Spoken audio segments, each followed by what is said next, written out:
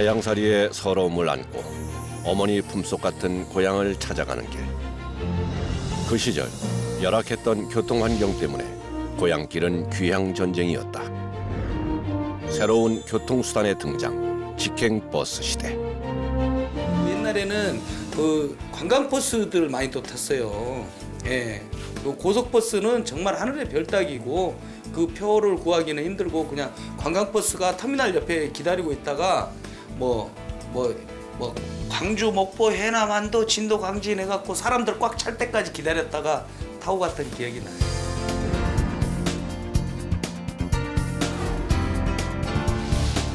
서울과 인천을 잇는 경인고속도로와 서울과 부산을 잇는 경부고속도로인 경부선을 필두로 전국을 아우른 노선 확장.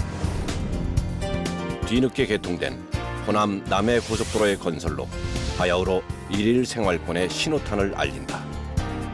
경상도 쪽은 일찌감치 큼직큼직한 그런 고속버스들이 많이 드나들고 열차도 그쪽으로는 고속 열차들이 많이 먼저 개통이 되고 이렇게 됐는데 호남 쪽은 다소 뒤지고 불편하고 그런 것들을 한동안 감수했어야 했는데 이제 금호고속이 생기면서부터는 정말 차창 넓은 쾌적하고 푹신한 그런 리무진이 딱 이제 생기기 시작하면서 호남 분들도 이제 정말 서울 가는데 불편이 없고. 호남의 대표 기업 금호는 여객버스 사업 부동의 1위를 지키며 대우건설, 대한통운을 인수. 국내 최대 운송기업으로 급성장해 재계 10위권에 이름을 올릴 정도로 덩치를 불렸다. 하지만 무리한 사업 확장으로 2012년 금호고속이 매각되기에 이른다. 2006년에 대우건설을 인수했죠. 2008년에는 대한통운 인수했습니다. 두 개 인수하면서 10조 원이라는 아주 막대한 돈이 들었어요.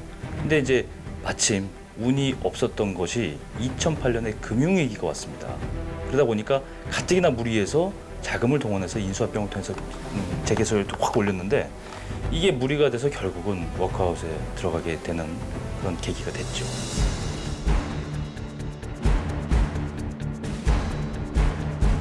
금호고속을 되찾기 위한 금호인들의 눈물겨운 노력은 계속됐다. 호남 지역을 대표하는 향토 기업이자 그룹의 뿌리인 금호고속. 금호고속을 되찾는 과정에서 지방자치단체와 경제계의 지역 정서도 한몫을 했다. 다시 되찾아온 게 금호고속을 가장 먼저 되찾아왔습니다. 왜냐하면 금호아시아나그룹에서 바로 이 금호고속이 모태 기업이기 때문이죠. 1948년이죠. 광주여객이라는 이름으로 택시 2대로 이제 시작을 한 거예요. 창업주가 박인천 씨가 이거를 시작을 했는데 금호고속을 어렵다고 해서 팔아보세요. 마음이 얼마나 아프겠습니까? 그래서 결국은 이걸 먼저 되찾아자. 2015년 다시 찾은 금호고속. 대한민국 고속버스 역사를 장식한 금호고속 이야기. 금호 박인천. 광주에서 서울 직행버스로 달리다. 1910년 전라남도 나주에서 6남매 중 셋째로 태어난 박인천. 가난하고 배고랐던 시절 늘 부자가 되기를 꿈꾼다. 일제강점기 열심히 공부해서 보란듯이 성공하고 싶었지만 조선인이란 이유로 차별을 받게 되고 결국 그 시절 부를 축적하던 수단 고리대금업을 시작하기로 마음먹는다. 20살, 21살 요때쯤인데 오래 한 건 아니고요. 그 계기도 이제 뭘 할까 이렇게 고민하던 판에 이 고리대금이 이게 떼돈 번다 그러더라 이러니까 이제 방법을 이렇게 이제 견문을 해서 당시 이제 영산포 읍내에 있는 이제 일본인 고리대금업자 우치야마라는 양반이 있는데 그 양반한테 가서 돈을 융통을 해요. 집에 있는 논밭을 담보로 시작한 첫 사업 고리대금업. 돈 버는 재미에 푹 빠져 하루하루를 바쁘게 보내는 날이 계속됐다. 그러던 어느 날 여느 때와 다름없이 빚을 받으러 갔던 집에서 그는 큰 결심을 하게 된다.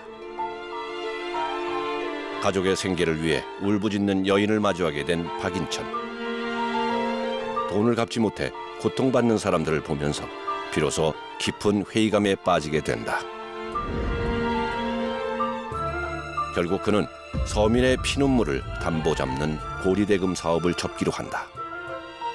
내가 이렇게 해서 돈을 벌고 살아야 되냐. 이제 거기서 이제 상당히 이제 그 고뇌를 많이 했겠죠. 그러고 되돌아서서 이제 이건 못 하겠다. 그러고 이제 집어치웠죠. 그래서 별로 고리대금은 오래 못 했는데 거칠고 뭐 이런데 마음은 상당히 여렸던 것 같아요. 광복 전후에 한산한 거리를 거닐며 새 사업을 고민하던 박인천.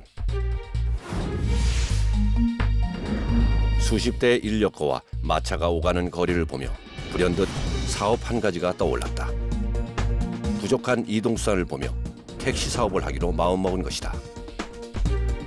그 길로 택시 면허를 땄고 친구에게 돈을 빌려 포드 5인승 차를 비롯해 2대의 중고차를 구입한다. 그리고 1946년 광주 택시라는 상호로 택시 사업을 시작한다. 그런데 값비싼 택시 요금에 사람들이 얼마나 탈까 하는 것이 걱정이었다. 그러나 고민과는 달리 신문에 난 택시 광고를 본 사람들의 예약 전화로 불통이 될 정도로 사업은 대호황이었다. 걱정을 많이 했어요. 처음에는 과연 거금을 투자했는데 성공할 수 있을까. 그래서 그 시작하기 전에 뭐 밤잠도 못 자고 막 노심초사해서 아침 일찍 가본 거예요. 시작하는 데 갔는데 택시가 한 대밖에 없는 거예요. 2대가 있어야 되는데. 그래서 거기 있는 기사한테 아니 한 대는 어디 갔냐 물어봤더니 그 사람 얘기가 벌써 영업을 나갔습니다. 당시로서는 값비싼 요금 탓에 일반 사람들이 이용하기는 힘들었고 회가변이나 결혼식 등 특별한 날에만 광주 택시를 대절해 시내를 도는 것이 풍속이 되었다. 그리고 이 풍속으로 광주 택시는 곧 광주의 명물로 자리 잡게 된다.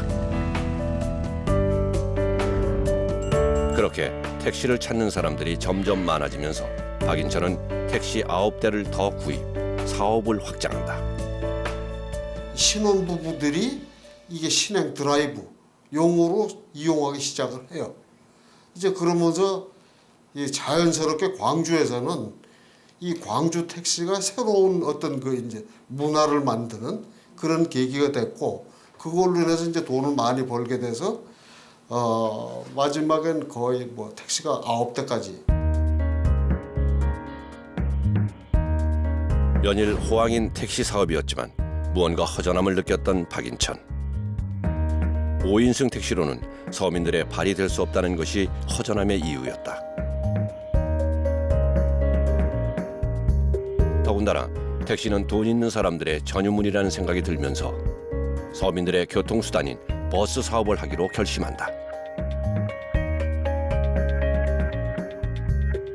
택시는 기본적으로 지금도 약간 그렇지만 일단 버스보다는 비용이 좀 비싸지 않습니까?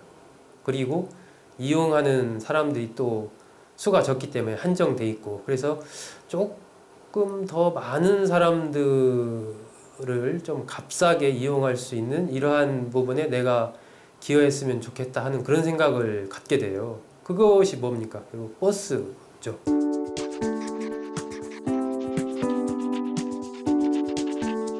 박인천은 일본의 도요타 트럭 넉 대를 구입해 버스로 개조 작업을 한다. 그리고는 1948년 광주 여객 자동차 주식회사라는 이름으로 버스 사업을 시작한다. 초창기 버스는 천막을 덮은 트럭을 개조한 목탄 버스였다. 목탄 버스는 말 그대로 내연 기관을 요즘처럼 휘발유나 디젤을 쓰지 않고 목탄을 떼가지고 그 힘으로 가는 차를 목탄 버스라고 합니다. 근데 아무래도 힘이 부족하지 않겠습니까? 그러니까 조그만 고개만 나와도 사람들이 내려가지고 차를 뒤에서 밀기도 하고 그랬습니다. 광주 여객은 사람들의 이동 경로를 파악해 버스 노선을 정해간다. 1948년 11월 광주와 장성, 광주 담양간 하루에 2번씩 운행을 시작한 이래 이동수단이 급격히 적어 불편함을 느꼈던 호남 사람들에게 광주여객 버스의 등장은 단비와도 같은 존재였다. 트럭 아니면 택시, 양분화된 이동수단들 속에서 생긴 이 버스를 타기 위해 정류장은 늘 북적였다. 지금처럼 버스가 자주 있는 것도 아니고 뭐 1시간에 한 대 이런 꼴로도 지방에서 오가는 교통수단이었습니다. 그래서 아마 그 당시에 광주고속이 없었다 한다면 아마 지방에서 강주까지 일단 오시는 분들이 상당히 애로사항이 많이 있었겠죠. 뭐 거의 완행열차 이외에는 거의 교통수단이 없었던 상태니까요.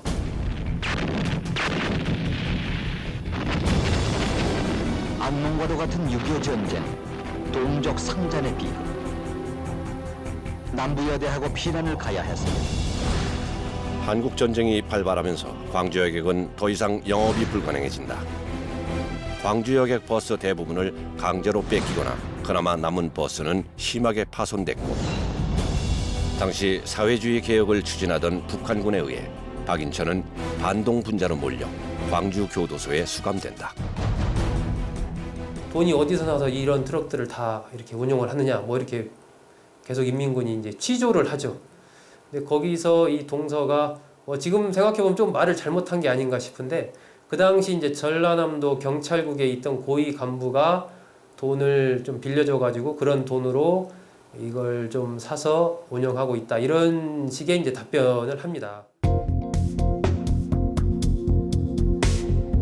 박인천은 수감 생활을 하면서 다른 지방에서 온 수감자들에게 도로와 교통 상황을 전해들으며 사업 구상을 해나간다.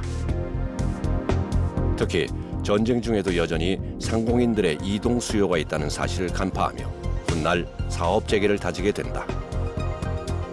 그 당시 이제 그 같은 이제 감방에 있던 양반들의 얘기에 의하면 이 양반이 이제 광주 인근에서 온 양반들 대상으로 자꾸 그 이제 마을의 어떤 교통 사정 이런 걸 많이 묻더래요.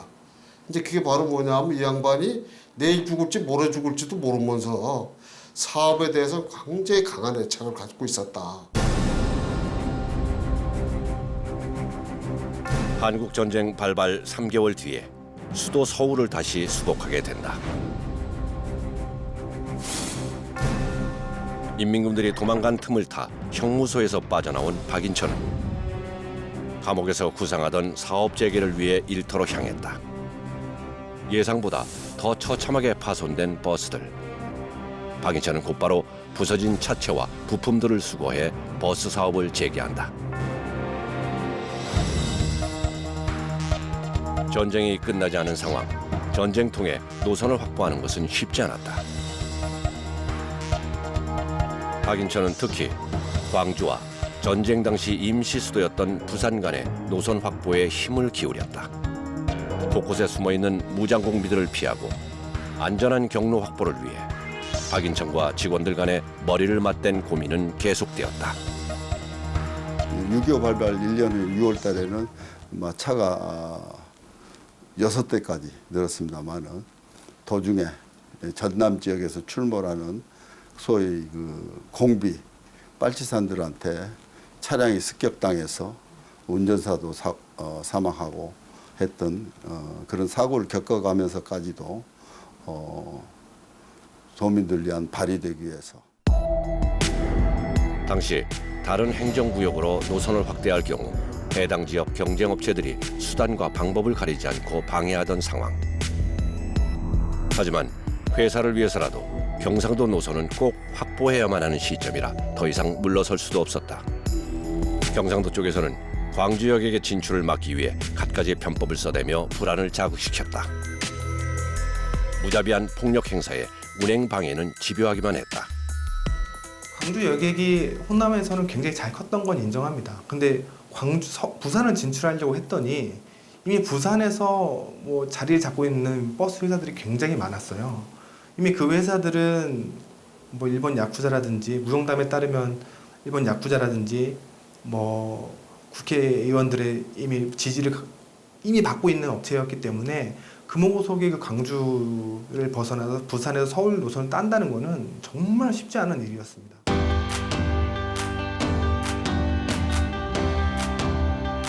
호남의 버스가 경상도로 진출했다는 이유만으로도 홀대당하던 시절. 하지만 경상도에 있는 호남 출신 승객들이 더 많이 이용함으로써 광주 여객은 성장할 수 있었다. 1967년 12월 광주와 서울 간의 직행 버스가 개통된다. 드디어 광주에서 서울까지 차를 갈아타지 않고 단 한 번에 갈 수 있게 된 것이다. 호남민들이 특히 그 타지에서 사신 분들이 또는 젊은 사람들 군에 있을 때 휴가 나올 때 강주고속 차 로고만 보면은 꼭 강주 고향에 온 기분, 그런 기분이 있었고요. 그리고 서울에서 살고 있는 호남인들은 타사 버스가 있어도 꼭 예양심이라고 할까요? 강주고속을 1시간 기다리더라도 꼭 강주고속을 타주는, 드디어 그 개통을 보게 된 것입니다. 1960년대 말 박정희 대통령의 고속도로 건설 계획으로 경인고속도로와 경부고속도로가 개통된다. 고속도로 시대 개막과 함께 전국이 일일 생활권으로 바뀌면서 고속버스 도입 경쟁에 불이 붙는다. 이 무렵은 중앙과 천일고속 등 선발 업체들과 외국제 국제버스까지 마치 고속버스 전시장을 방불케 했던 시기. 후발주자였던 광주여객은 안내양을 배치해가며 승객 확보를 위해 총력전을 펼친다. 고속버스 업계는 가장 큰 게 한진, 한남, 무슨 뭐 천일 이런 이제 회사들이 장악을 하고 있었어요. 그러다 보니까 이제 광주여객 입장에서는 후발주자니까 뭔가 이제 그들과의 어떤 그 차별성을 도모하기 위해 가지고 벤츠버스 회사를 들여옵니다.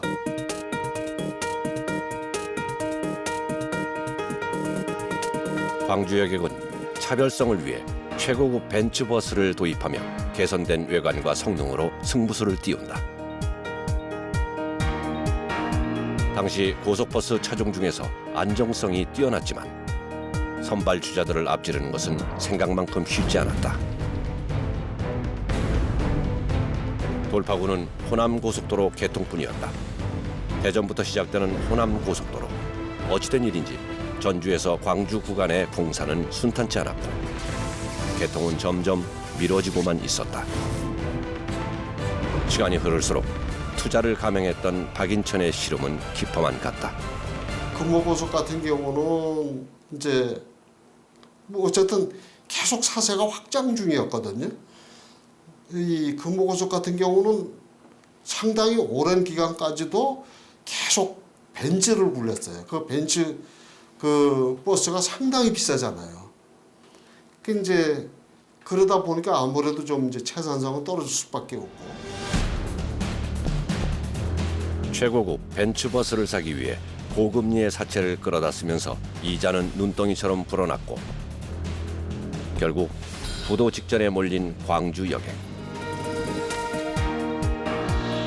1972년 8월 대통령 긴급명령 15호. 계속된 기업의 도산 위기에 박정희 정부가 경제 개발을 위해 8.3 조치를 선언한다.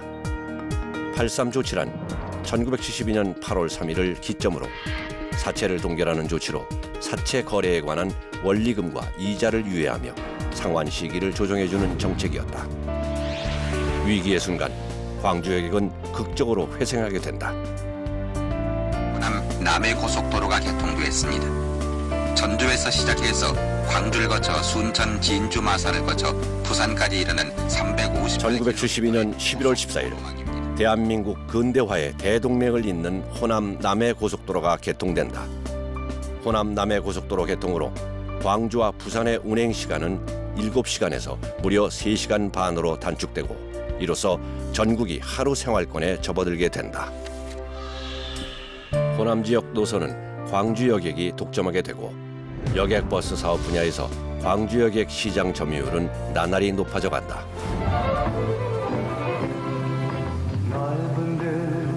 저희 우정의 거북이 광주 광주 고속을 이용해 그리고 주시는 1970년대 고속버스 안내양은 여성들 사이에서 인기 직종으로 떠오른다. 그땐 뭐 우리 비행기도 못 타봤지만 비행기를 타면 이런 기분이겠다 하는 생각이 들 만큼 너무나도 당시 초창기의 고속버스는 우리들한테 너무 쾌적하고 환상적인 그런 분위기였던 기억이 납니다. 그리고 무엇보다도 이제 안내하는 이제 여직원이들 타고 있었는데 그 지역을 지나갈 때마다 그 지역에 대해서 이렇게 코멘트를 해주는 거예요. 고속버스가 가져온 변화는 호남 지역에 더욱 두드러졌다. 학생들의 수학여행 노선도 다양해졌고 대한민국 방방곡곡 광주 여객만 있으면 어디든 갈 수 있게 됐다.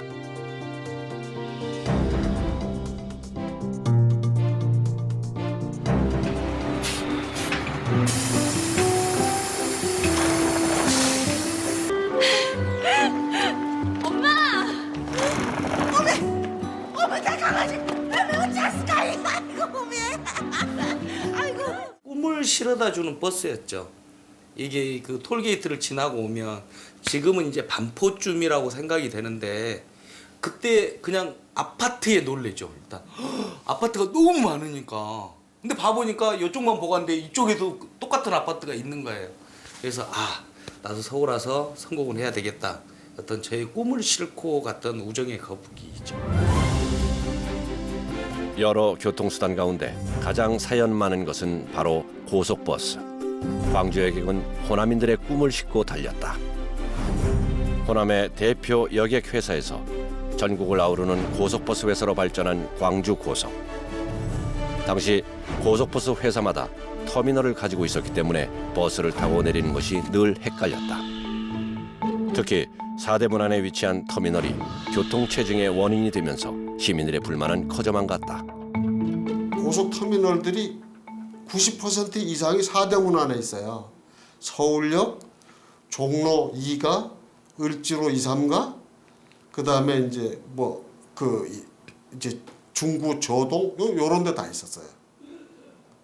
그러다 보니까 어떤 문제가 생기느냐 하면은 교통난이 갈수록 심해지는 거예요. 사대문 교통난이. 박인천 사장은 이 문제를 직접 나서서 해결하기로 한다. 다른 고속버스 회사들에게 공영 터미널 사용을 제안한 끝에 터미널을 한데 모아 동대문 터미널을 만들었고 이후 경부고속터미널로 옮기며 편리함을 더해갔다. 한 곳에서 쉽게 목적지를 향해 버스를 타게 되자 시민들의 이용률 또한 높아져 갔다.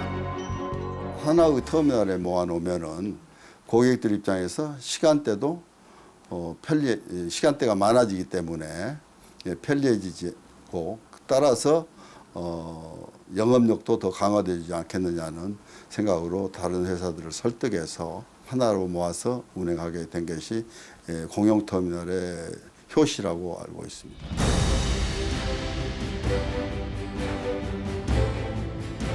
국내 고속버스 사업 발전에 크게 기여한 금호.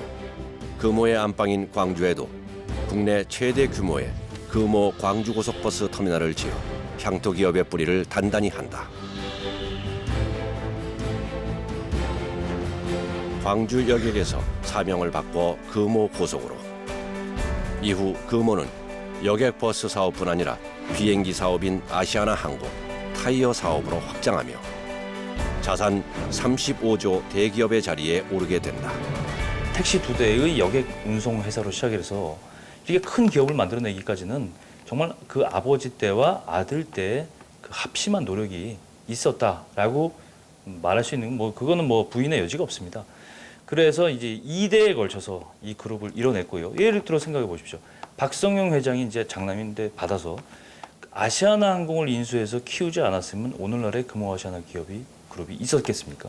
그렇지 않죠. 그래서 2대가 합심을 해서 했기 때문에 오늘날에 이제 재개설, 지금은 이제 좀 바뀌었지만 재개설 8위까지도 올라가는 아주 대업을 이룰 수가 있었던 겁니다. 오랜 세월 동안 고향길을 함께 해준 버스.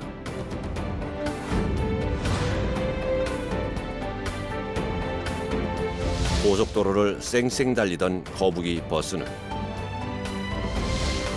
시간이 지나도 그 길 그대로 서민의 발이 되어 추억을 한가득 싣고 달리고 또 달린다.